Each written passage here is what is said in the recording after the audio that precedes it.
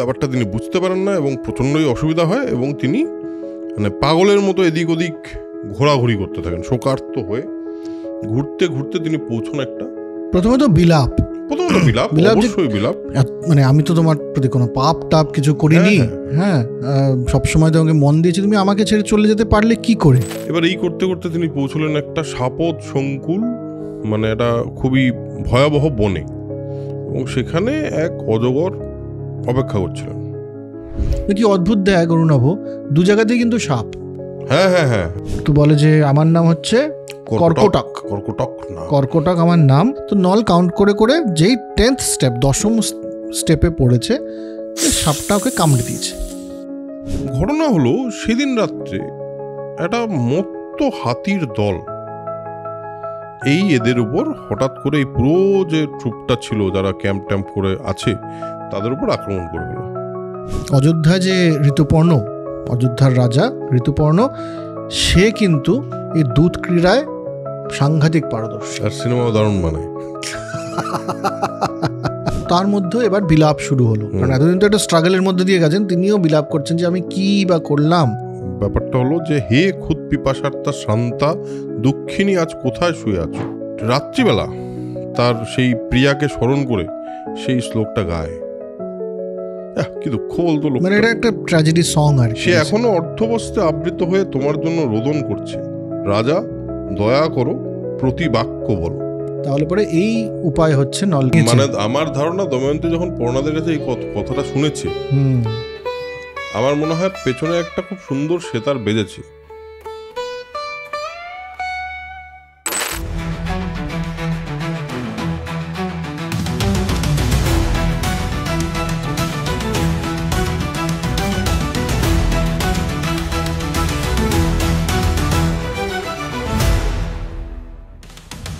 Hello man, welcome to soul connection epic. প্রথম কথা হলো কি আপনারা বলুন তো, আপনারা এত অপেক্ষা করেন নাকি এপিকের জন্য? হ্যাঁ, এই ভিডিও আপলোড করলে 2000 ভিউ, হ্যাঁ আপনাদের কোনো দায়িত্ব নেই? এই 2000 লোক যারা দেখছেন তারা শেয়ার করবেন না? এটাকে একটু শেয়ার করে বেশি লোকের কাছে পাঠাবেন না, যাতে আরও বেশি লোক দেখে।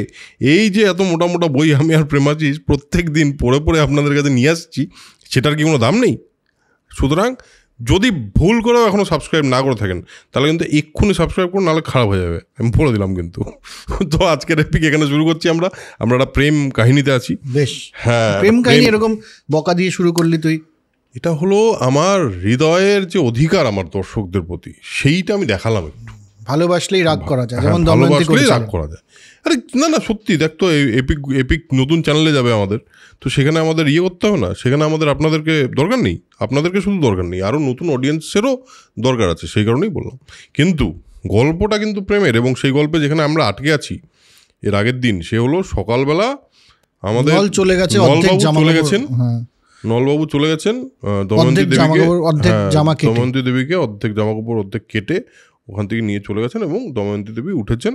সকালে উঠে তিনি দেখতে পেয়েছেন যে প্রথম কথা নল নেই, সেটা তার একটা মারাত্মক মানে পাগলের মতো দুঃখ হয়েছে, এবং তার বসনে মানে তার পরনে অর্ধ বসন, ব্যাপারটা তিনি বুঝতে পারেন না এবং প্রচণ্ডই অসুবিধা হয়, এবং তিনি মানে পাগলের মতো এদিক ওদিক ঘোরাঘুরি করতে থাকেন, শোকার্ত হয়ে ঘুরতে ঘুরতে তিনি পৌঁছন একটা প্রথমত বিলাপ, অবশ্যই বিলাপ যে কি আমাকে ছেড়ে গেলে, তুমি কি মানে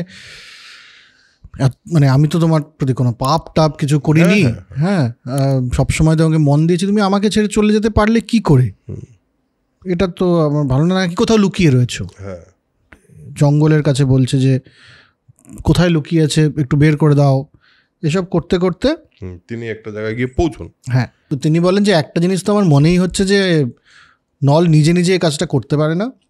সম্ভবত এই যে আমি রাজসভায় যে মোহগ্রস্ত নলকে দেখেছিলাম, না রাজসভায় যে 4 জন এসেছিলেন, আমি দেবতাদেরকে, ওটা তো বলবেই, হ্যাঁ দেবতাদেরকে আমি না গ্রহণ করে আমি পানি গ্রহণ করেছি নলের, তার জন্যেই কি তারা এই কাজ করাচ্ছেন? এটা উনি পরেও বলবেন। কারো একটা বশবর্তী হয়ে নল এই কাজটা করছে। হ্যাঁ, ওইটাই আমি বলছি যে ওই তার ভালো হবে। রাজসভায় যে দেখেছিলাম আমি, যে দুধ ক্রীড়া করতে করতে যে একটা অদ্ভুত মোহ নলের মধ্যে ছিল, সেটাই কি তাহলে আর কয়েকদিন ধরে একটু অ্যাবনর্মাল বিহেভিয়ারও করছিল, সেই জন্যই কি তিনি বেরিয়ে গেলেন? এবার এই করতে করতে তিনি পৌঁছলেন একটা সাপদ সংকুল, মানে এটা খুবই ভয়াবহ বনে, এবং সেখানে এক অজগর অপেক্ষা করছিলেন, এবং যেই দময়ন্তীকে দেখেছে সঙ্গে সঙ্গে তাকে ধরে পেঁচিয়ে খাওয়ার উপক্রম করতে যাবে আর কি। আর দময়ন্তী অবভিয়াসলি পারছে না ম্যানেজ করতে। দময়ন্তীর চিৎকার শুনে একজন ব্যাধ দূর থেকে আসে এবং সে এসে মুখ চিরে দেয় অজগরের, এবং মুখ চিরে দময়ন্তীকে উদ্ধার করে বের করে বলে যে তাকে ধুইয়ে দেয়, মানে তাকে পরিষ্কার করে, এবং তাকে একটুখানি খাবার দাবার দেয়, অল্প ফলমূল দেয় এবং জল এনে দেয়। এবার তারপর বলে যে একটু আহারও করায়। তারপর বলে যে আপনি এরকম অদ্ভুত একজন মানে মহিলা মনে হচ্ছে আপনাকে দেখে, আপনি এখানে কি মৃগনয়নী, এখানে লেখা আছে মৃগ শাবকাক্ষী। মানে এটার মানে আমি বুঝতে পারলাম না, মৃগ শাবকাক্ষী কি জানি, আমি গুগলে হরিণের শিশুর মানে যার চোখ, ওই মৃগনয়নী হলো আর কি, মৃগ শাব, ও মানে হ্যাঁ শিশুর ন্যায় চোখ। বেশ, তুমি কে, তুমি এখানে কেন এসছো? দময়ন্তী পুরো ঘটনাটা ওকে বলে। আর এই পুরো ঘটনাটা অনেককেই অনেক জায়গায় বলতে হয়, মানে নল পুরোটা সবসময় বলে না, বাট দময়ন্তীকে অনেকবারই বলতে হয়েছে। এবার ঘটনা হলো, দময়ন্তী এত সুন্দরী, পৃথিবীর অন্যতম সুন্দরী মহিলা, এবং তিনি অর্ধবসনে আছেন। তো ব্যাধ মানে যাকে বলে তার নিয়ত একটু ডগমগা গেয়া, তো তার একটু অসুবিধা হলো, তার একটুখানি মানে কি বলবো, তার কামনা তার দিকে দেখা গেল, তিনি কামার্ত হয়ে পড়লেন এবং দময়ন্তীকে ধরতে গেলেন। যেই গেলেন, দময়ন্তী বেশ মানে উদাত্ত কণ্ঠে বললেন যে আমার প্রেম, আমার ভালোবাসা বা আমার যে নিষ্ঠা আমার প্রতি, সেটা যদি সমস্ত ক্ষেত্রে সঠিক হয়, সত্য হয় এবং তার মধ্যে যদি কোনো খাদ না থাকে, আর অন্য পুরুষকে যদি আমি মনে মনে কখনো চিন্তা না করে থাকি, মানে আমার যদি কোনো ফ্যান্টাসি না থেকে থাকে, তাহলে এই মুহূর্তে এই ব্যাধ পড়ে যাক। এবং বলার সঙ্গে সঙ্গে ব্যাধ এগিয়ে আসছিল ওর দিকে, কিন্তু ব্যাধ কিন্তু সঙ্গে সঙ্গে প্রাণ হারিয়ে ভূপতিত হয়ে পড়ে। এই হলো। তারপর কোথায় গেলেন? তারপর তো তিনি ঘুরতে ঘুরতে আরও গভীর জঙ্গলের মধ্যে ঢুকে গেলেন, যেখানে হচ্ছে সব প্রচুর মানে গাছপালা, বাঘ, সিংহ সমস্ত রয়েছে, হ্যাঁ, এবং পর্বত সংকুল, যেখানে খনিজ সহকারে পর্বত, হ্যাঁ, এমন অবস্থায় গেছেন। পিশাচ, রাক্ষস যারা বসবাস করে সবখানে তিনি গেছেন, এবং কিন্তু দময়ন্তী ঘুরছেন এবং নলকেই খুঁজছেন, কিন্তু তার মধ্যে কিন্তু ভয় আসছে না কোথাও, আমরা দেখছি ভয় নেই, সে শুধু খুঁজে যাচ্ছে নলকে এবং সবাইকে জিজ্ঞেস করছেন। হ্যাঁ, এবং উনি বিলাপ করে যাচ্ছেন, সবসময় বিলাপ করে যাচ্ছেন যে হে নল, তুমি মানে খুবই খারাপ অবস্থা, এক তো খাবার দাবার জুটছে না সেভাবে, স্নান টানও করতে পারছেন না, অর্ধবসনা হয়ে আছেন, তার মধ্যে মনে এত দুঃখ, মানে ওই বিলাপের চরম পর্যায়ে তিনি পৌঁছে গেছেন আর কি। এবং তিনি না সবাইকে মানে পাগলের মতো সাপত, পশু, পর্বত, গাছপালা, যাকে পারছে তাকে নলের কথা তাকেই জিজ্ঞেস করে যাচ্ছেন যে নল কোথায়। এবং নলের বুঝতেও পারছে না যে নল ছেড়ে চলে গেল কেন। মানে ঠিক আছে, নলেরও বিপদ ছিল, কিন্তু নল কেন ছেড়ে চলে গেল এটা সে বুঝতে পারছে না। তো বাঘ আছে, বনের রাজাকেও সে বলছে যে আপনি এসে আমাকে খেয়েই ফেলুন বরঞ্চ, কিন্তু যদি আপনারও মনে হয় যে আমার মধ্যে সততা আছে এবং নলকে আমি কোথাও খুঁজে পাই, আপনি যদি জানেন নল কোথায়, আপনি তো বনের রাজা, যদি না জানেন তাহলে আমাকে বলে দিন, আর যদি না জানেন তাহলে আমাকে ছেড়ে দিন, আমি খুঁজে নিই। আর যদি আপনার মনে হয় আমি কখনো নলকে খুঁজে পাবো না, তাহলে আমাকে খেয়েই ফেলুন, আর এই জীবন রেখে হবেই বাকি। তো এই করে করে সে ঘুরছেন, এবং ওই যেটা বললি আর কি, যে জায়গায় জায়গায় যাচ্ছেন, পাহাড়কে জিজ্ঞেস করছেন, গাছকে জিজ্ঞেস করছেন, বিপদ সংকুল সমস্ত জায়গায় সবাইকে জিজ্ঞেস করছেন, পাথরকে জিজ্ঞাসা করছেন নল কোথায়, কিন্তু কিছুতেই পাচ্ছেন না। এমন সময় উত্তরের দিকে গিয়ে একটা বনে প্রবেশ করলেন, গিয়ে দেখলেন ওখানে আশ্রম রয়েছে, প্রচুর আশ্রম রয়েছে, তপবন মতো, যেখানে বশিষ্ঠ, ভৃগু এবং অত্রি এদের আশ্রম। সুন্দর জায়গা, পবিত্র জায়গা, সেখানে উনি প্রবেশ করলেন এবং সম্মান দিলেন সমস্ত ঋষিদেরকে। তারাও বললেন যে তুমি কে, তুমি কি বনদেবী? তোমাকে দেখে তো মনে হচ্ছে তুমি, তোমার ভেতরের সৌন্দর্য আছে, কিন্তু চুলে টুলে জট পড়ে গেছে, অর্ধবসনা। বন থেকে হঠাৎ করে একটা নারী বেরিয়ে এসে এরকম করে তপবনে প্রবেশ করলে পরে যা হবে আর কি। বল তো আমরা কি করতে পারি আপনার জন্যে? তো দময়ন্তী বলছে না না, আমি কোনো দেবীও নই, রাক্ষসও নই, কিছুই নই, আমি সামান্য নারী। এবং তিনি আবার পুরো গল্পটা বলেন যে আমি হচ্ছে বিদর্ভ রাজের কন্যা, ভীমের কন্যা এবং নলের পত্নী, এবং এই ব্যাপার হয়েছে, জুয়াতে হেরে গেছে, তারপরে আমরা বনে এসেছিলাম, তারপরে আমার অর্ধেক জামা কাপড় নিয়ে চলে গেছেন, আমি এখন নলকে খুঁজছি, এবং এই দুঃখের থেকে যে কিভাবে আমি পরিত্রাণ পাবো আমি বুঝতে পারছি না। উনি বলেন যে যদি কিছুদিনের মধ্যে যদি আমি নলের খবর না পাই তাহলে আমি দেহত্যাগ করব, সেটাই বোধহয় অভীষ্ট। তো এই ঋষিরা তখন তাকে বলেন যে বুঝতে পারছি, কিন্তু চিন্তা করো না, নিষদরাজ ফিরে আসবেন এবং তোমরা আবার তোমার যে ভালোবাসাও ফিরে পাবে এবং ধন সম্পদ, যে রাজত্ব, সব ফিরে পাবে। এটা হচ্ছে একটা সার্কেল অফ লাইফ। এটা হচ্ছে সার্কেল অফ লাইফ। এখন দুঃখ আছে, কিন্তু তোমার সব ফিরে আসবে। এত ভেঙে পড়ার কিছু হয়নি, সব ঠিক হবে, আমরা জানি সব ঠিক হবে।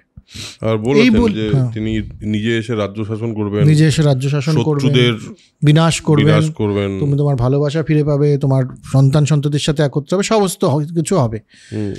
এই বলে তারা অদৃশ্য, এই বলে তখন শুনে দময়ন্তী একটু মন শান্ত হলো, এবং যেই উনি প্রণাম করতে যাবেন তখন দেখলেন সব উধাও হয়ে গেল। তুমি ভাবলেন এটা কি আমি স্বপ্ন দেখছিলাম?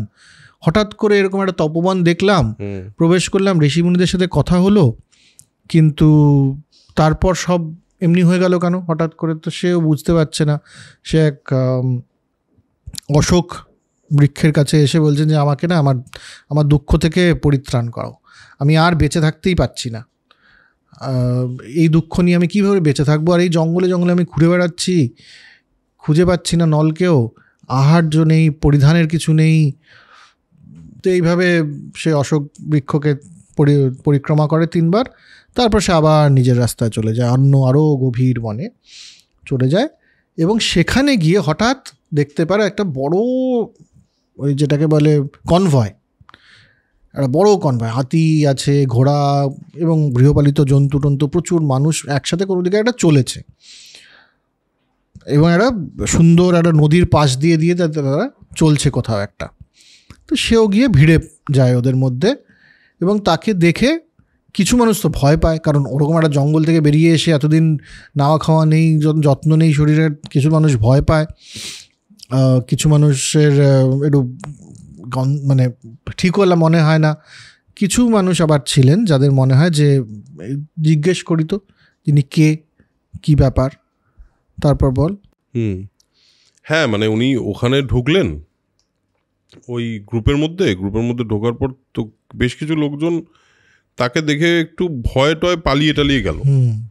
সেরকম তার প্রথম কথা, তাকে ওরকম জটাফটা হয়ে গেছে, অদ্ভুত দেখতে লাগছে, অর্ধবসনা, একটা কীরকম একটা অদ্ভুতই লাগছে দেখতে দময়ন্তীকে, এবং মানে মুখের মধ্যে খুব ময়লা, এরকম একটা অবস্থায়।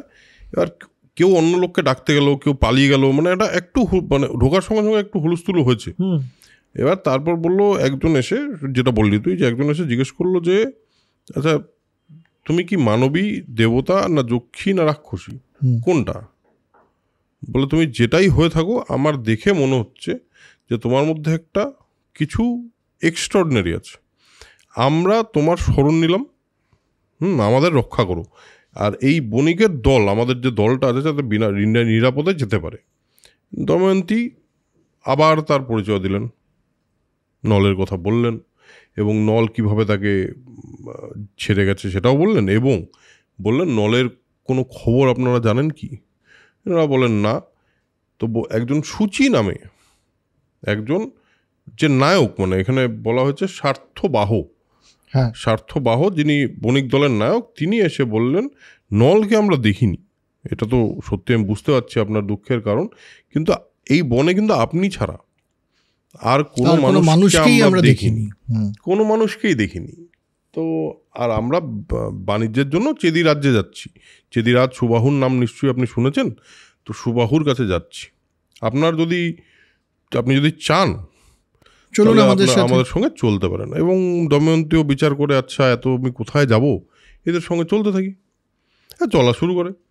তো কিছু দূর গিয়ে এক বৃহৎ জলাশয়, বিরাট একটা মানে জলের একটা ওয়াটার বডির সামনে তারা উপস্থিত হয় এবং বোঝে যে এই জায়গাটা হলো একটা সেফ জায়গা। রাত্রিবেলা আজকে রাতটা কাটিয়ে একটু মানে ক্লান্ত হয়ে গেছে ক্লান্ত হয়ে ক্যাম্প করে ওখানে, পরিশ্রান্ত, এবং সেখানে বলে যে রাত্রি যাপনটা আজকে এখানেই হোক, জলের পাশে সুন্দর জলের ইয়েও থাকবে, অসুবিধা নেই। আর রাত্রিবেলা সবাই নিজের মতো খাওয়া দাওয়া করে সে নিজের মতো করে ঘুমিয়েছে। ঘটনা হলো সেদিন রাত্রে একটা মত্ত হাতির দল এদের উপর হঠাৎ করে এই পুরো যে ট্রুপটা ছিল যারা ক্যাম্প করে আছে তাদের উপর আক্রমণ করে ফেলে। এবং সে আক্রমণ মানে একটা মারাত্মক আক্রমণ, মারার জন্য আক্রমণ। হ্যাঁ, মানে এখানে লেখাই আছে যে মানে মদমত্ত বন্য হস্তি, মানে যারা একদম কি বলবো ওয়াইল্ড অ্যানিমেল আর কি, তারা এসে মারার জন্য। এবার সঙ্গে এদের যে পালিত হস্তি কিছু ছিল তাদের সঙ্গে এদের ঝামেলা লেগে গেল, মারাত্মক মারামারি হচ্ছে। এবার এদিকে সবাই এইসব দেখে মানে একটা মারাত্মক আওয়াজ টাওয়াজ, রাত্রিবেলা উঠে পড়েছে সবাই। এবার সবাই উঠে তারা বেরিয়েছে, তারা এদিকে পালাচ্ছে ওদিকে পালাচ্ছে, ছত্রভঙ্গ অবস্থা। এবং সেই ছত্রভঙ্গের অবস্থার মধ্যে পালাতে গিয়ে যা হয় এটা হলো কিছু জায়গায় হাতির পায়ের নিচে কিছু মানুষ পড়ে গেল, তারা মরে গেল। আর বহু মানে ওদের সঙ্গে যা ছিল মানে উট, ঘোড়া যেগুলো ওদের পালিত জিনিস, সেগুলো প্রচুর নিহত হলো। বাকি কিছু ভয়ে পালিয়ে গেল জঙ্গলের ভেতরে ইত্যাদি সমস্ত হলো। এবার শেষে যতটুকু যারা বেঁচে আছে তারা সব বলতে লাগলো যে দেখো, আমাদের যেটা মনে হচ্ছে সেটা হলো আমাদের যে বাণিজ্য দেবতা মণিভদ্র এবং যজ্ঞাধিপ কুবের, এই দুজনের পুজো করে আমাদের বেরোনো উচিত ছিল। সেটা আমরা বেরোইনি বলেই কিন্তু এই ফল হলো। আর কয়েকজন তার মধ্যে থেকে বলছে আমার এখানে সন্দেহ হচ্ছে যে ওই অদ্ভুত দর্শনা, মানে যিনি উন্মত্ত কেমন পাগল ওই কীরকম একটা অদ্ভুত বাজে দেখতে একটা মহিলা, ওই মহিলাই আমার মনে হচ্ছে মায়া বলে এইসব ঘটিয়েছে। কারণ এতদিন অবধি কিছু হয়নি, আজকেই মহিলা এলো, আজকেই সব হলো, এটা তো ঠিক হলো না। এবার তো সেই নিয়ে সে নিশ্চয়ই রাক্ষসী হবে কিংবা পিশাচি হবে, তাকে মানে দেখলেই আমরা এবার মেরে ফেলতে হবে আমাদের, কারণ আমরা শিওর যে এর জন্যই হচ্ছে। আর দময়ন্তী সামহাও এটা শুনে ফেলে বুঝতে পারে যে আর কোনো উপায় তো নেই, আমাকে পালাতে হবে এখান থেকে, এখানে থাকলে আমি মানে মরে যাব। এবং তুই ভাব, একজন মেয়ে, মানে একজন কি বলবো, দময়ন্তী তো মেয়েই, মানে ও তো একদম কম বয়স। এবার সেখানে সে একা একা ওরকম অর্ধবসনে ঘুরে বেড়াচ্ছে, আর ওরকম অদ্ভুত মানে কি বলবো, নাওয়া নেই খাওয়া নেই কিছু অবস্থায় একটা সিকিউরিটি পেয়েছিল যে ঠিক আছে চেদি রাজ্যে এদের সঙ্গে পৌঁছবো, কিন্তু এখানেও বুঝতে পারলো যে কোনো উপায় নেই। এবং তখন তো উনি বললেন যে মানে আমার কাল রাতেই তো মরে গেলে পারতাম, এত মানুষ মারা গেল হাতির পায়ের তলায় পড়ে, আমার তো তাও মৃত্যু এলো না, মানে আমার কষ্ট আরো বহুদিন আমাকে সইতে হবে। হ্যাঁ, এবং এই যে হস্তির যে আক্রমণটা হলো, এই যে হাতিরা আক্রমণ করলো, এরা যেটা বলছে এটা ঠিক না তো, মানে আমারই মন্দ ভাগ্যের ফল না তো ওরা পেল। আর এরকম মন্দ ভাগ্য নিয়ে মানে আমার মনে হচ্ছে আমি লোকপালদের প্রত্যাখ্যান করেছিলাম, আমার মনে হচ্ছে কিন্তু তার কোপেই আমার এই দুর্দশা হচ্ছে। এর মধ্যেই যারা মানে যা হতাবশিষ্ট, মানে যারা হতাহত হননি, যারা অবশিষ্ট যে মানুষজন, তাদের মধ্যে কয়েকজন ব্রাহ্মণ ছিলেন, বেদজ্ঞ ব্রাহ্মণ। তো দময়ন্তী তাদের সঙ্গে জুড়ে যায়, তাদেরকে বলে আমি একটু যেতে চাই আপনাদের সঙ্গে। ব্রাহ্মণরা বলে ঠিক আছে, হ্যাঁ আমরা ইয়েতেই যাচ্ছি, আমরা চেদিরাজেই যাচ্ছি, সুবাহুর কাছে, আপনি চলুন। এবার তিনি বহুকাল লিখেছে, এবং বহুকাল মানে অনেক বেশ কিছুদিন ঘোরাঘুরি করার পর ফাইনালি দময়ন্তী পৌঁছয় ব্রাহ্মণদের সঙ্গে চেদি রাজ্যে। দময়ন্তী রাজপ্রাসাদের কাছাকাছি গিয়ে যখন দাঁড়ায়, তখন দূর থেকে রাজমাতা দেখতে পায় ওকে, বলে ওই একটা দক্ষিণী শরণার্থীকে দেখা যাচ্ছে তুমি ওকে নিয়ে এসো, তো মনে হচ্ছে খুব কষ্টে আছে। এবং দময়ন্তী নিয়ে আসা হয় দময়ন্তীকে। রাজমাতাকে বলেন যে, রাজমাতা দময়ন্তীকে বলে, এইরকম একটা দুর্দশাতেও আমি তোমার মধ্যে একটা অদ্ভুত রূপ দেখতে পাচ্ছি। তোমার মধ্যে এত মানে তোমার চুল উল্টা পাল্টা, তুমি অনেকদিন ধরে ঠিক করে স্নান টান করোনি, সব ঠিক আছে, কিন্তু তোমার রূপটা কিন্তু তোমার ভেতরে আমি দেখতে পাচ্ছি তবুও। হ্যাঁ, আর তেজও, কারণ হচ্ছে এখানে যে পুরুষরা রয়েছেন তোমার এই অর্ধবসনা দেখে এবং তোমাকে একা দেখে তারা একটুখানি মানে তাদের তোমাকে দেখছি প্রলুব্ধ দেখতে, তোমার মধ্যে কোনো ভয় দেখতে পাচ্ছি না এদের জন্য। একদম একটা তেজ আমি লক্ষ্য করছি তোমার মধ্যে। তুমি কে? তুমি তো সাধারণ নারী নও।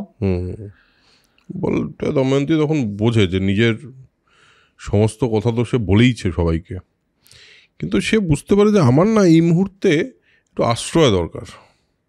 দময়ন্তী বলে যে, আমি কিন্তু একজন সৎবংশের মেয়ে। তিনি কিন্তু বলেন না যে তিনি বিদর্ভ রাজের মেয়ে বা রাজা নলের পত্নী এবং তাদের দুই সন্তানের জননী, সেই কথাটা তিনি বলেন না। এবং তিনি বলেন, আমি মানে সৎবংশীয়া এবং পতিব্রতা শৈরেন্দ্রী। শৈরেন্দ্রী মানে কি? শৈরেন্দ্রী মানে হলো যেই সমস্ত নারী শরণে থাকে, মানে রাজ পরিবারের শরণ বা কোনো মহিষীদের শরণে থাকে পরগৃহে, হ্যাঁ, এবং অন্তঃপুরের কাজ করেন, তারা দাসী নন, তারা অন্তঃপুরের কাজ করেন। এবং এরা কিন্তু স্বাধীন, এরা দাসী নয়। শৈরেন্দ্রীরা হলো স্বাধীন। আমরা পরবর্তীতে শৈরেন্দ্রীর ব্যাপারে আমরা আরো জানতে পারবো। শৈরেন্দ্রী আমাদের দ্রৌপদী শৈরেন্দ্রী হয় পরবর্তীতে। রণ তো জানে, রণ তো সিরিয়াল দেখেছে। হ্যাঁ, এবার বলে যে, দেখুন আমি একজন সৎবংশীয় শৈরেন্দ্রী এবং পতিব্রতা। আমার যে পতি, সে আমাকে কোনো একটা কারণে ছেড়ে দিয়ে চলে গেছে এবং তিনি দুধ ক্রীড়ায় হেরে গিয়ে তার খুব খারাপ অবস্থা হয়ে গেছিল। তিনি বনে এসেছিলেন এবং আমাকে নিদ্রিত অবস্থায় তিনি ত্যাগ করে চলে, এইটা কিন্তু বলে, এটুকু বলে, নাম টাম কিছু বলে না, নিদ্রিত অবস্থায় ত্যাগ করে চলে গেছেন এইটুকু বলে। আর তারপর বলে যে বিরহে, হ্যাঁ, যে প্রথমত তো দুধ ক্রীড়ায় হেরে গেছে, জুয়া খেলে হেরে গেছে, তারপরে আমরা বনে চলে যাই এবং তারপর তার জামা কাপড়ও নিয়ে নেওয়া হয়। তো আমার জামা দিয়ে কিছুটা রেখে দেওয়া ছিল, তো আমি ঘুমন্ত অবস্থায় আমার বসনের অর্ধেক কেটে সেই যেন কোথায় চলে গেছে। তারপর আমার এই দুর্দশা, তারপর আমি ঘুরে ঘুরে বেড়াচ্ছি এবং তাকে খুঁজছি, এবং আমার বিরহ আমাকে কিন্তু দিন রাত দগ্ধ করছে, ঠিক। এবং আমি তার খোঁজ করেই চলেছি। রাজমাতা বললেন, আচ্ছা তোমার মানে তুমি খুবই মানে কষ্টে আছো বুঝতে পারছি, তোমার উপর আমার না একটা অদ্ভুত স্নেহ হয়েছে, তুমি আমার কাছে থাকো। এবার এই স্নেহের কারণ কি আমরা পরবর্তীতে বুঝতে পারবো, কারণ কোনো একটা কারণ তো আছেই। আর আমার লোকেরা তোমার পতির খোঁজ করা শুরু করবে, সেটা তুমি চিন্তা করো না। হয়তো ঘুরতে ঘুরতে তিনি এখানে এসে চলে আসতে পারেন, ঠিক, কোনো তো মানে ওই হতেই পারে, তোমাদের দেখা হয়ে যেতে পারে। দময়ন্তী বলে, ঠিক, মানে আমি আপনার কাছে থাকবো, কিন্তু একটা জিনিস মাথায় রাখবেন, আমি কারো উচ্ছিষ্ট খাবো না, আমি কারো পা ধুইয়ে দেবো না। আর শুধুমাত্র আমার মানে পতির অন্বেষণের জন্য ব্রাহ্মণদের সঙ্গে দেখা করতে পারি, কিন্তু কোনো অন্য পুরুষের সঙ্গে আমি কথা বলবো না, ঠিক। আর যদি আমার অন্য কোনো পুরুষ বাই চান্স আমাকে প্রার্থনা করে, কারণ সেই সময় এটা খুব কমন ছিল, সেটা যদি করে তাহলে কিন্তু আপনি তাকে মৃত্যুদণ্ড দেবেন। এটা আমাকে এটা সম্মত হতে হবে। রাজমাতা বললেন, ঠিক আছে, আমি সম্মত হলাম, এবং সঙ্গে সঙ্গে তার নিজের মেয়ে সুনন্দাকে ডেকে পাঠালেন। বললেন যে, তোমার মতোই বয়সী ও, তো তোমরা দুজন মানে তোমার সখী হবে। উনি সখী হবে, মানে বেসিক্যালি সুনন্দাকে দেখে শুনে রাখবে। আর বলে উচ্চবংশীয় তো মনেই হচ্ছে, কারণ তা না হলে পরে এই অবস্থাতেও এরকম শর্ত দিচ্ছে যেগুলো বলছে যে উচ্চবংশীয় কিছু একটা হবে আর কি, তো এর সাথে থাকো তুমি, এ কিন্তু দেবীর মতো। এই হচ্ছে এবার শৈরেন্দ্রী হয়ে দময়ন্তী তো থেকে গেলেন চেদি রাজ্যে। এক মিনিট বলছি, আমরাও না আপনাদেরকে কোয়ালিটি দিচ্ছি, সাবস্ক্রাইব যদি না করে থাকেন সাবস্ক্রাইব করে নিন। মাঝখানে মহাভারত থেকে বেরিয়ে যাওয়ার জন্য দুঃখিত, বাট অনেকেই সাবস্ক্রাইব করছেন না, ব্যাপারটা কিন্তু একদম ভালো লাগছে না আমার। এবার চলি, এবার আর ফিরে। তো দময়ন্তীকে তো আমরা ছেদি রাজ্যে সুনন্দার কাছে রাখতে পারলাম। নলের কি হলো? নল তো বেরিয়ে গেছিল সেই রাত্রে, তারপর থেকে তারপরে তো আমরা নলের কোনো খবর আমরা জানি না, কিন্তু নলের খবর আমরা এখন জানবো কি যে সেও ওই বনে যখন ঘুরতে ঘুরতে সেটা একটা অগ্নিকুণ্ড, এবং সেখান থেকে হে নল আমাকে বাঁচাও, হে নল আমাকে বাঁচাও বলে একটা চিৎকার আসছে। কি অদ্ভুত দেয় অরুণাভ, দু জায়গাতেই কিন্তু সাপ। হ্যাঁ হ্যাঁ হ্যাঁ হ্যাঁ একদম। হ্যাঁ, একটা ওরকম অজগর সে খেয়ে নিতে চাইছিল, আর এখানেও এক সাপ। তো বলছে যে ওরকম জড়িয়ে রয়েছে। তো নল দেখতে যায়, দেখে যে আগুনের মাঝখানে একটি সাপ কুণ্ডলি পাকিয়ে রয়েছে। তো বলে যে আমার নাম হচ্ছে কর্কটক। কর্কটক আমার নাম। আমি একবার এক ব্রহ্মর্ষিকে, নারদ আর এখানে নারদের নাম লেখা হয়, ব্রহ্মর্ষি মানে মহর্ষি নারদকে প্রতারণা করেছিলাম। হ্যাঁ, তাকে ধরেছিলাম। তো আমাকে সাপ দিয়েছিল যে আমি নড়তে পারবো না আমার জায়গা থেকে, তো কাজে আগুন হয়েছে, আমি এখান থেকে বেরোতে পারছি না, আমাকে এখান থেকে উদ্ধার করুন। এবং তিনি বলেছিলেন নল যদি এসে তোমাকে উদ্ধার করে, তোমাকে যদি এখান থেকে বের করে নিয়ে যায়, তখনই আমি সাপমুক্ত হবো, এরকম কথা কিন্তু তিনি বলেছিলেন। তো আপনি ফাইনালি এসছেন, আমাকে বাঁচান, আর যদি আমাকে বাঁচান তাহলে আমি আপনাকে বর দেব। কি বর দেবে এটা তখনও বলেনি, সে অদ্ভুত বর। হ্যাঁ, অদ্ভুত বর। তো আমি একটা কাজ করতেই পারি, আমার শরীর তো বড়, কিন্তু আমি খুব লাইট হয়ে যেতে পারি, আমি হালকা হয়ে যাবো, আমাকে তুলতে অসুবিধা হবে না, নড়তে পারছি না। তো সে হালকা হয়ে যায় এবং নল তাকে অগ্নিকুণ্ড থেকে বেরিয়ে একটা সেফ জায়গার মধ্যে তাকে রাখে, যেখানে কোনো আগুন টাগুন নেই। এবার কর্কটক বলে যে একটা কাজ করুন, আপনি কাউন্ট করে করে স্টেপ কাউন্ট করে করে একটু এগোন, এবং তারপরে আমি আপনাকে বরটা দিচ্ছি। তো নল কি আর করবে, নল কিন্তু এসব কিছু আশা করে ওকে বাঁচায়নি মনে হচ্ছে, সেটা একটা প্রাণী বাঁচিয়েছে। তো নল কাউন্ট করে করে যেই 10th স্টেপ, 10ম স্টেপে পড়েছে, সাপটা ওকে কামড়ে দিয়েছে। কর্কটক তাকে কামড়ে দিয়েছে। কামড়ানোর পর বলছে যে শুনুন, আমি কামড়ালাম তার কারণ আছে, এবং কামড়ানোর সাথে সাথে নলের দেহ বিকৃত হয়ে গেছে, একদম কুরূপ হয়ে গেছে নল একদম। হ্যাঁ, শুকিয়ে ছোট হয়ে গেছে, হাতগুলো ছোট ছোট হয়ে গেছে, মানে খুবই ডিফর্মড একটা। কামড়ে দিয়েছে বিষ দিয়ে, এবং তার কুরূপ হয়ে গেছে। তখন কর্কটক বলছেন, দেখুন আমি জানি যে আপনারা আপাতত আপনি বুঝতে পারছেন না ব্যাপারটা কি। ব্যাপারটা হলো এই যে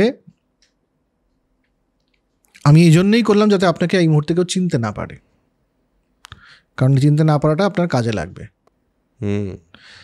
এবং আমার বিষের প্রভাবে, হ্যাঁ, বলছে আপনার ভেতরে যে আছে, যার কারণে আপনার এই এত দুর্দশা, তার বশবর্তী হয়ে তো আপনি সব করেছেন, আমার এই বিষ তাকে দংশন করবে। যতক্ষণ সে আপনার ভেতরে থাকবে, তাকে মানে একদম এই বিষের জ্বালা সে ভোগ করবে। আপনি আপনার এরকম চেহারা হয়ে যাবে, ঠিক আছে, হ্যাঁ, কিন্তু সে বিষের জ্বালায় সে কিন্তু বিরাট কষ্টে থাকবে। আর আমি আপনাকে তার রাগ এবং হিংসা এবং এই যে আরও যে কিছু সে করতে পারতো আপনার উপরে ভেতরে থেকে, সেটা আর সে পারবে না, কারণ সে নিজেই বিষের দংশনে থাকবে এবং বিষের জ্বালায় ছটফট করতে থাকবে, তার আর অন্য কিছু করার শক্তি থাকবে না। এবং আপনার ভেতরে কি আছে সেটা ওখানে বলেছি না, যায় না, এখানে কিন্তু বলে দিচ্ছে যে এখানে বলেনি, কলি, এবং কলি আপনার ভেতরে আছে যে কষ্টে থাকে না, এই ভার্সনে বলেনি। সেটাকে বলছে আপনার ভেতরে যে আছে সেটাই। এবং তার সাথে সে বলে যে একটা কাজ করুন, আপনি অযোধ্যায়, আবার অযোধ্যা বর্ষণেও গিয়েছিল ওখানে, বলে অযোধ্যায় আপনি যান। অযোধ্যায় যে ঋতুপর্ণ, অযোধ্যার রাজা ঋতুপর্ণ, সে কিন্তু এই দুধ ক্রীড়ায় সাংঘাতিক পারদর্শী, আর সিনেমাও দারুণ বানায়। তো আপনি সেখানে যাবেন এবং গিয়ে বলবেন যে আপনি সুত বহুকা, আপনি তো অশ্বচালনায় পারদর্শী, এই অশ্বচালনায় পারদর্শিতাটা ঋতুপর্ণ খুঁজছেন অনেকদিন ধরে। তো আপনার এই অশ্বচালনার পারদর্শিতার বদলে দুধ ক্রীড়াটা আপনাকে শিখে আসতে হবে ওখান থেকে, পারদর্শী হয়ে যাবেন আপনি পারদর্শী হয়ে যাবেন। তারপর তো আপনি জানেনই কি করতে হবে, আপনার সমস্ত যে রাজ্যত্ব চলে গেছে সেটা সব ফিরে পাবেন আপনি ফিরে পাবেন, পুত্র কন্যা রাজ্য সব আপনি ফিরে পাবেন।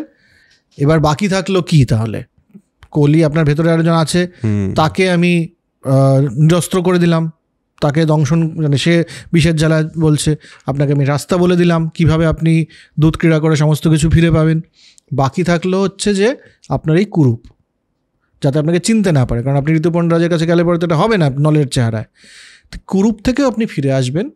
এই আমি কিছু বস্ত্র দিলাম আপনাকে, যখন আপনি এই বস্ত্রটা পরবেন তখন আপনি আবার আপনার পুনরায় সেই আগের রূপে আপনি ফিরে আসতে পারবেন।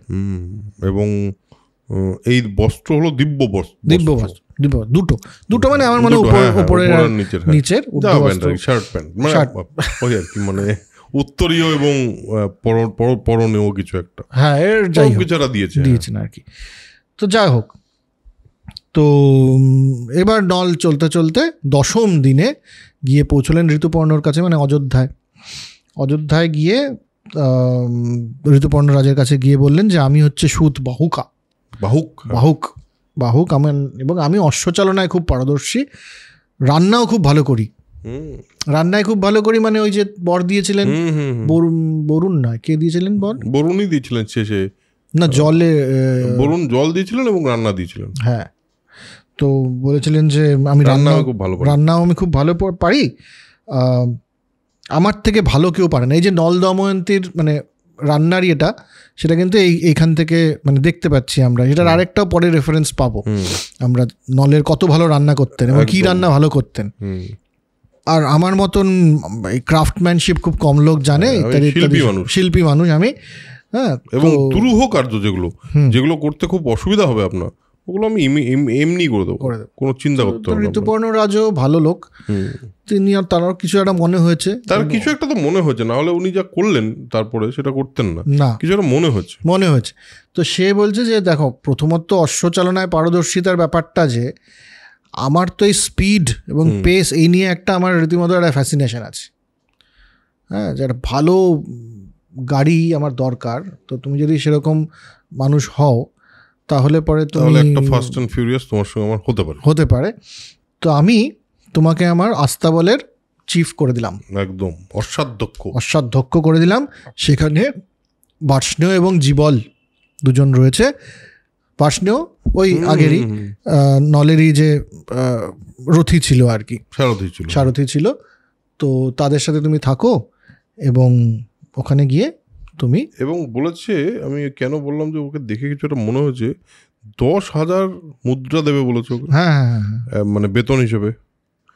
এবং বলেছে যে বার্ষ্ণেয় এবং জীবল এরা অ্যাকচুয়ালি তোমার সেবা করবে, তোমার সঙ্গে এরা অ্যাসিস্ট করবে। তার মানে কিছু তো একটা দেখে মনে হয়েছে এর মধ্যে ব্যাপার তো আছে। আর কনভিকশন, মানে যেভাবে ও বলেছে যে আমি ছাড়া এইসব কাজ কেউ করতে পারবে না, আমার মনে হয় উনি মানে ব্যাপারটাতে খুব কনভিন্সড হয়েছিলেন, এই জন্যই এত টাকা দিয়েছেন।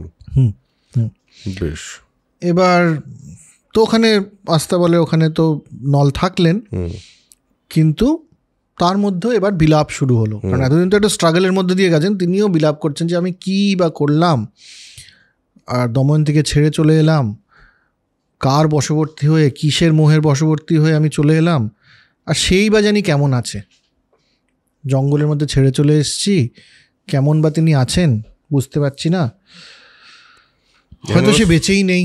হ্যাঁ, এখানে একটা শ্লোক আছে এইটা বলার জন্য।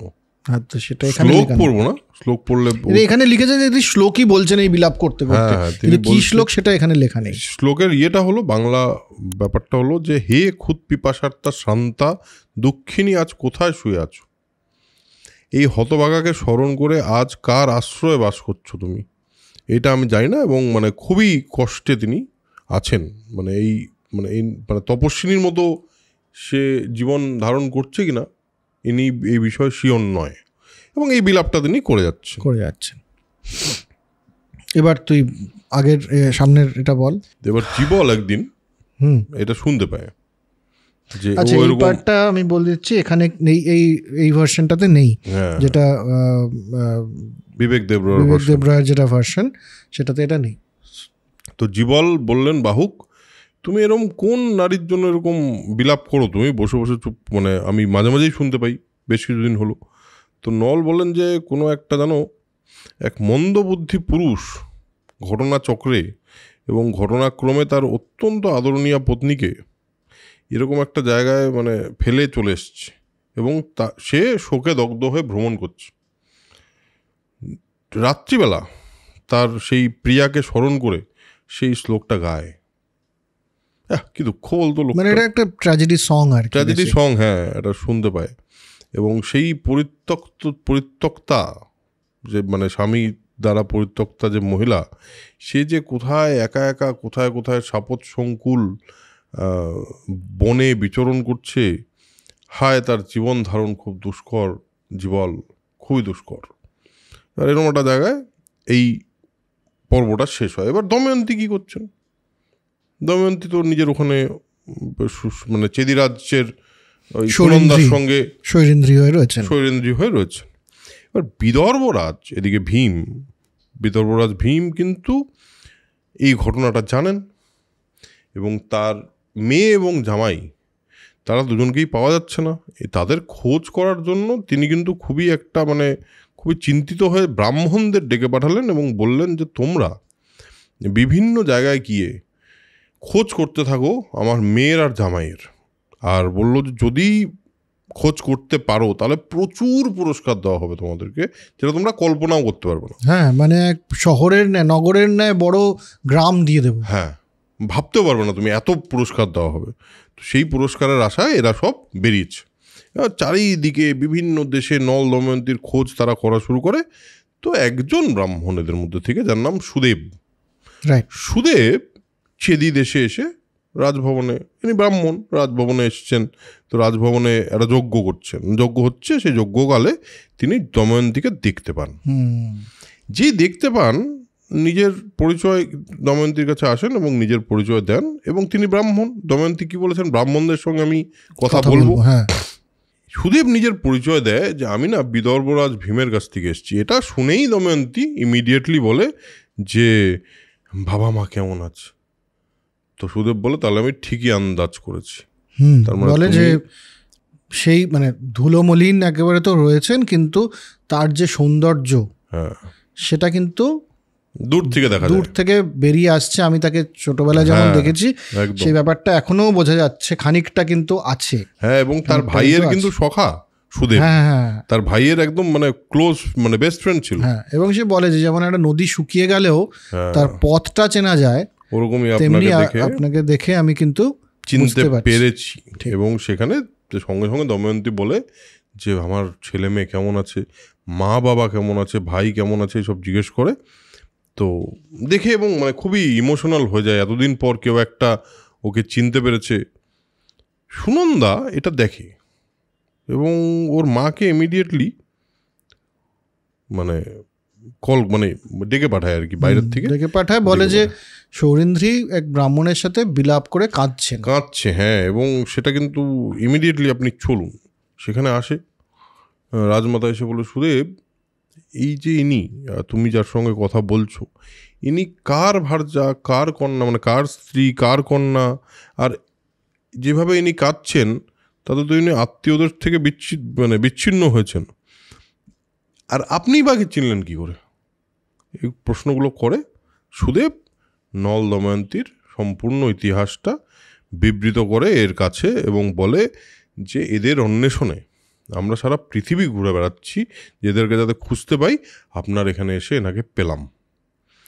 এবং এই যে এনার অতুলনীয় এক রূপ, যে রূপের কথা একটু আগে তুই বললি যে উনি সেই রূপ তো আছেই, তার সঙ্গে এনার মাথায় এক পদ্মাকৃতি জটুল আছে, মানে জরুল হবে তিল বা জরুল জাতীয় কিছু একটা এই দুটো ভুরুর মাঝখানে আছে, পদ্মাকৃতি, কিন্তু সেটার মধ্যে পদ্ম আকৃতি আছে। এবং সেটা দেখে যেমন অগ্নি ধোঁয়া দিয়ে যখন ঘিরে থাকে সেটা যে অগ্নি তবুও চেনা যায়, আমি কিন্তু এটা দেখে চিনেছি। যদিও ধুলোয় মাখা রয়েছে বলে পুরোপুরি দেখা যাচ্ছে না। এবার সেইখানে সুনন্দা গিয়ে তার কপালের ধুলোটা মুছিয়ে দেয় এবং দেখা যায় সেই জটুল মেঘমুক্ত চন্দ্রের ন্যায় প্রস্ফুটিত হলো। মানে কি সুন্দর লেখা, বলছে মেঘ যেন চাঁদের থেকে সরে গেল। আহা, বিউটিফুল। দেখে রাজমাতা সুনন্দা দুজনেই দময়ন্তীকে জড়িয়ে ধরে কাঁদতে লাগলেন। বললেন, রাজমাতা এবার একটা অদ্ভুত কথা বললেন, খুবই কাঁদতে কাঁদতে বললেন যে তুমি জানো না যে তুমি আমার বোনের মেয়ে। ওই জটুল দেখে আমি চিনতে পেরেছি। দশার্ণ রাজ সুদামা তোমার মাতা আর আমার পিতা আর তোমার দাদু আর কি। দাদু, হ্যাঁ। তোমাকে জন্মাতে দেখেছি আমি তোমার মানে আমার পিতৃগৃহে, এবং সেই সময় কিন্তু আমার ওই মানে তোমার জটুলটা আমি দেখেছিলাম এবং সেই জন্য তোমাকে চিনতে আমার অসুবিধা হয়নি। আর আমার বাড়ি আর তোমার বাবার বাড়ি কিন্তু একই। আমি তোমার মাতৃশ্বশা মানে পিতৃশ্বশা মানে পিসি, মাতৃশ্বশা মানে মাসি। হ্যাঁ, মাসি। আমি কিন্তু তোমার মাসি। দময়ন্তীও খুব আনন্দ পায় এবং মানে বোঝে যে ভাগ্য তাকে ঠিক জায়গাতেই নিয়ে এসছে। আনন্দিত হয়ে মাতৃশ্বশাকে প্রণাম করে বলেন যে অপরিচিত থেকেও আপনার কাছে আমি সুখে বাস করেছি অনেক দিন, এখন আরও সুখে থাকতে পারবো। কিন্তু মাতা, পুত্রকন্যার যে আমার সঙ্গে বিচ্ছেদ হয়েছে, এই যে আমার ছেলে মেয়ে আমার সঙ্গে নেই আর আমি অনেক দিন আমার মা বাবাকেও দেখি না, তো আমার কিন্তু আপনি একটু আজ্ঞা দিন, আমি বিদর্ভ দেশে এবার আমাকে যেতে হবে এবং যাওয়াটাই উচিত আমার। তো যদিও আমার এখানে কোনোই অসুবিধা হয়, যদিও আমার এখানে আরো বেশি সুখে থাকতে পারবো এখন, কারণ আপনি এখন আমার মাসি হিসেবে পরিচিত হয়ে গেছেন। ঠিক। কিন্তু আমি এখন বিদর্ভ দেশে যাওয়াটা মানে ঠিক মনে করছি, সঠিক মনে করছি। ছেলে মেয়ে ওখানে আছে এবং ফাইনালি চেদিরাজ এবং রাজমাতার অনুমতি নিয়ে বিশাল সৈন্যদল, সুবাহু এবং রাজা সুবাহুর অনুমতি নিয়ে তিনি বেরোলেন এক বিশাল সৈন্যদল নিয়ে। হ্যাঁ, শুধু এটুকু বলছে যে এটুকু যদি করেন যে আমাকে পৌঁছে দেওয়ার জন্য একটা রথ, হ্যাঁ, আর একটু খাবার দাবার রাস্তার জন্য একটু দিলে পরেই হয়ে যায়। একদম। কিন্তু এখানে বলেছে মানুষ্যবাহিত যানে বিদর্ভ রাজ্যে গেলেন, মানে ঘোড়াবাহিত নয় কিন্তু মনুষ্যবাহিত যানে বিদর্ভ রাজ্যে পাঠিয়ে দিলেন। রাজা ভীম মেয়েকে দেখে একটা ইমোশনাল সিন, এতদিন পরে মেয়েকে দেখা হয়েছে মেয়ের সঙ্গে, তো প্রায় 1000 গরু, গ্রাম, ধন, মানে সুদেবকে যা দিয়েছে সুদেব নিজে ভাবতেও পারেনি। সুদেব প্রচণ্ড আনন্দিত এবং তুষ্ট হলেন। দময়ন্তী তার মাকে বললেন যে যদি আমার জীবন রক্ষা করতে চান, আমি ফিরে এসেছি সেটা ঠিক আছে, যদি আমার জীবন বাঁচাতে চান বা আমাকে যদি বেঁচে থাকতে দেখতে চান, তাহলে আমার পতির খোঁজ করুন, না হলে কিন্তু আমি বাঁচবো না। ঠিক, কোনো প্রশ্নই উঠতে পারে না। রাজার আজ্ঞায় আবার ব্রাহ্মণরা, একটা মিশন কমপ্লিট, সেকেন্ড মিশন, আবার সব ব্রাহ্মণরা চলে গেলেন বিভিন্ন। একটা গল্প আছে তার আগে গল্প আছে। ভীমরাজকে তো মানে দময়ন্তীর মা গিয়ে বলেন এরকম ব্যাপার যে মেয়েকে কিন্তু বাঁচানো যাবে না যদি না ওর পতিকে খোঁজ করা যায়। তো ভীমও বলছেন এবার ব্রাহ্মণদের পাঠাবো। কিন্তু দময়ন্তী বলেন যে এই ব্রাহ্মণ যারা খুঁজতে বেরোবে আমার কাছে একবার আসতে বলবেন, তাদেরকে আমি একটা কিছু কথা আছে। হ্যাঁ, একদম সেটা তো আসছি, সেটা তো অবশ্যই, সেটা তো আছেই। বেরোনোর আগে একটা কথা আছে এবং সেটা খুব ইন্টারেস্টিং। এই জায়গাটা খুব ইন্টারেস্টিং। এবার রাজার আজ্ঞায় ব্রাহ্মণরা চতুর্দিকে যাত্রা করা শুরু করার আগে দময়ন্তী তাদের বলে দিলেন, কি বললেন এটাই বলছি, আপনারা সবাই সব মানে রাষ্ট্রের জনসংসদ হয় না, মানে যেটা সভা, এবং সেই জনসংসদে গিয়ে আপনি বলবেন যে দুৎকার মানে পাশা খেলা যে খেলেন, দুৎকার আর ওই অর্ধেক বস্ত্র ছিন্ন করে নিদ্রিতা প্রিয়াকে অরণ্যে ফেলে কোথায় গেছো? সে এখনো অর্ধবস্ত্রে আবৃত হয়ে তোমার জন্য রোদন করছে। রাজা, দয়া করো, প্রতিবাক্য বলো। মানে পরিষ্কার করে তার মেসেজটা তিনি দিয়ে দিলেন এবং বললেন যে আপনারা এইরূপ বললে, যদি এরকম যদি বলেন, কেউ যদি তার উত্তর দেয় তাহলে ফিরে এসে আমাকে বলবেন। কারণ এই ঘটনাটা আর কারো জানার কথা নয়, আর কারো কোনো, শুধু জানার কথা না, আর কারো কোনো উত্তর দেওয়ার কথা না এই বিষয়ে। এবং তিনি বলে আচ্ছা এটাও বলে দিলেন আবার, কিন্তু আপনাদের কিন্তু কেউ চিনতে পারলে হবে না যে আমি পাঠিয়েছি বা কোথাও আপনারা ভীমরাজ মানে কি বলবো বিদর্ভ রাজ্য থেকে গেছেন, এইসব হলে হবে না। দীর্ঘকাল পরে, মানে প্রায় দীর্ঘদিন চলে গেছে। এবং এটাও বলে দেয় যে সে ধনী হোক, সে যে রাজা নল সেটা ভুলে যাবেন, সে ধনী হোক, সে গরিব হোক, যেই হোক, সে যেরকম দেখতে হোক, আমাকে এসে জানাবে। এবার পর্ণাদ নামে এক ব্রাহ্মণ, তো সব ব্রাহ্মণ বিভিন্ন জায়গায় গেছে, পর্ণাদ নামে একজন ব্রাহ্মণ বহুকাল পরে, দীর্ঘকাল পরে ফিরে এসে বললেন যে আমি ঋতুপর্ণ রাজার সবাই গেছিলাম, মানে অযোধ্যায়। হ্যাঁ, তিনি বা তার সভাসদ এই কথার কোনো উত্তর কিন্তু দিলেন না। এবার মানে দময়ন্তী একটু উত্তেজিত হয়েছিল, এক্সাইটেড হয়েছিল, তার বলছে না, দিলেন না। আচ্ছা তাহলে তারপর বলছে আমি বাহুক নামে এক রাজভৃত্যের কাছে গেলাম, বুঝলেন। সে রাজার সারথি, হ্যাঁ, খর্বকায়, মানে একদম বেটে একটা লোক, কিরকম একটা এরকম কুজো টাইপের কুরূপ, হ্যাঁ, মানে কিন্তু দ্রুত রথ চালনায় তার মতো কেউ নেই। সুস্বাদু খাবার প্রস্তুত করতে, মানে তিনি রান্না যা করেন আপনি ভাবতে পারবেন না। হ্যাঁ, আর বলছে বহুবার নিঃশ্বাস ফেলে তিনি একবার খুব কান্নাকাটি করে আমায় কুশল জিজ্ঞেস করলে তারপর বলল, ওটা অদ্ভুত কথা বললো, আমি এটা মানে বুঝলাম না। বলল সতী কুলস্ত্রী বিপদে পড়লেও নিজের ক্ষমতায় নিজেকে রক্ষা করে। পক্ষী যার বসন হরণ করেছিল সেই মোহগ্রস্ত বিপদাপন্ন ক্ষুধার্থ পতি পরিত্যাগ করে চলে গেলেও সতী নারীরা ক্রুদ্ধ হন না। এই বার্তা শুনে দময়ন্তী বুঝলো আপনি এবার কাউকে কিচ্ছু জানাবেন না, হ্যাঁ, একদম keep it secret, between you and me. এবার মানে ইমিডিয়েট সুদেব, এটা তো মাকে বলে শুধু যে মাকে যে বাবাকে বলতে হবে না, আমি একটা কিছু প্ল্যান করছি, এটার ব্যাপারে বাবা জানবে না। তো বলে যে কি, আচ্ছা ঠিক আছে। তো সে তখন সুদেবকে ডাকে, পর্ণাদের তো হয়ে গেল, সুদেবকে ডাকে। কেন সুদেবকে ডাকে বলতো? অলরেডি সাকসেস স্টোরি আছে না। হ্যাঁ, সুদেবকে ডেকে অলরেডি কেস ও করেছে সলভ। সুদেবকে ডেকে বলে যে সুদেব তুমি অযোধ্যা যাবে, অযোধ্যা গিয়ে তুমি ঋতুপর্ণ রাজকে বলবে যে দময়ন্তী, বিদর্ভের রাজকন্যা দময়ন্তী, তার আবার স্বয়ম্বর হচ্ছে, সে আবার দ্বিতীয়বার সে বিবাহ করবে, তার আবার স্বয়ম্বর হচ্ছে, কিন্তু আগামীকাল সূর্যাস্তের আগে এখানে এসে পৌঁছতে হবে যদি সবাই কেউ অংশ নিতে চায়। তো কারণ এটা আবার কারণ আছে, নল নাকি জীবিত আছে কিনা সেটা জানা যাচ্ছে না। হ্যাঁ, এই কারণে নল জীবিত আছে কিনা জানা যাচ্ছে না, এই জন্য আবার স্বয়ম্বর করছে। এবার ব্যাপারটা ওদের মধ্যে বুঝেছে, দেখো অযোধ্যা থেকে বিদর্ভে আসতে গেলে পরে এক রাতের মধ্যে এর জন্যে যেই ধরনের ঘোড়া বা রথ চালনা করা দরকার সেটা তো নল ছাড়া আর কেউ পারবে না।